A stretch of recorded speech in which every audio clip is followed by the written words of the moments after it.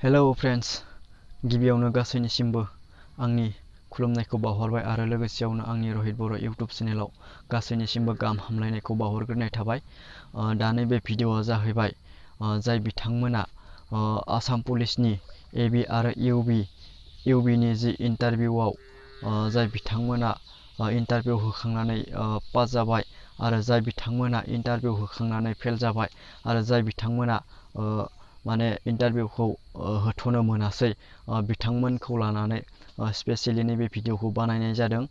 दा जि आसाम पुलिसनि एबि आरो इउबिनि इन्टारभिउआ माने जि खालारनिफ्राय जे पस्टपन जादोंमोन आरो बै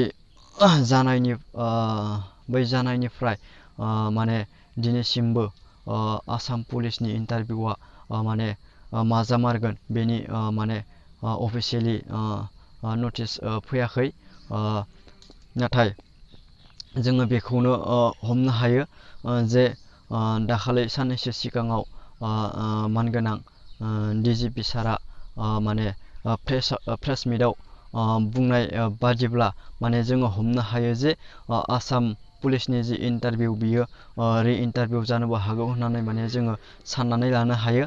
जायखिजाया बेफोरबायदि माने मा होनो आसाम पुलिसनि इन्टारभिउआ थोंजोङैनो माने मा जामारगोन बेनि माने स्पेसियेलि अफिसियेलि माने नटिस फैयाखै। हयथ' मोननो हागोन साननैसोनि उनाव। नाथाय दाखालि सानसे ना साननै जाबायमोन माने पेपार निउसाव मोनदों जे माने रि इन्टारभिउ जानोबो हागौ बेफोरबायदि मोनसे माने निउस पेपाराव नुदों आङो। नोंथांमोननो पेपारखौ स्क्रिनाव दिन्थिगोन, नोंथांमोना नायनानै ला।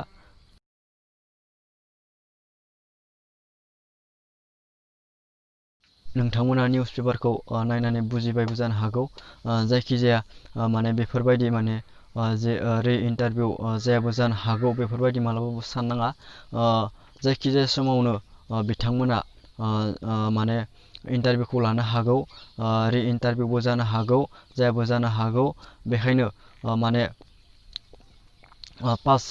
जाय बिथांमोना इन्टारभिउखौ होनानै पास जाबाय बिथांमोनाबो माने साननाङा जे रि इन्टारभिउ जानाय नङा होननानै साननाङा। मा होनदों, नोंथांमोनाबो पास जादोंब्लाबो माने प्रेक्टिसखौ सानसेयाव खेबसेबाबो लाखिबाय था। जाय बिथांमोनाथ' होखायाखै बिथांमोनाथ' होफिनखानांगोन, बियो सियर। ओंखायनो माने आं खावलायदों माने गासैबो प्रेक्टिसखौ लाखिबाय था। माने जेब्लानो इन्टारभिउ जागोन अब्लानो पास खालामनो हागोन। आं बेखिनिखौनो खावलायबाय। गोदान नटिस फैयोब्ला नोंथांमोना हयथ' ससियेल मिडियानि गेजेराव मोनखागोन। बेखायनो आङो बेखिनिखौनो खावलायबाय। गोजोन्थों।